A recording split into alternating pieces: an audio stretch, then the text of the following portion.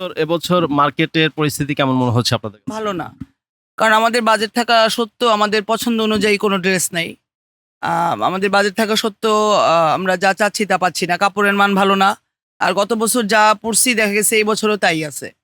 এই একই ডিজাইন, একই কাপড়, তারপরও কাপড়ের মানও এবার খারাপ। আরো ২টা-৩টা শপিং মল ঘুরে আসছি, একই অবস্থা। আমরা দেখতে পেয়েছি যে এবছর ইন্ডিয়ান প্রোডাক্টের চাহিদাটা নাকি একটু কম। কি মনে হচ্ছে আপনাদের? একটু কম না, পুরোটাই কম। তারপরও ইন্ডিয়ার পণ্য আমাদের দরকার নাই। আমরা আলহামদুলিল্লাহ আমরা ভালো আছি। না, আমাদের যা থাকবে আমাদের এটাই যথেষ্ট। আমরা এর মধ্যে সন্তুষ্ট হওয়ার চেষ্টা করব। ইন্ডিয়ার কোনো পণ্য আমাদের দরকার নেই। বরঞ্চ আমাদের দেশে যারা ওই দেশে এখন গেছে তারাও যাক, আর দরকার নেই। তাদেরও দরকার নেই, তাদের পণ্য আমাদের দরকার নেই। আমরা আলহামদুলিল্লাহ।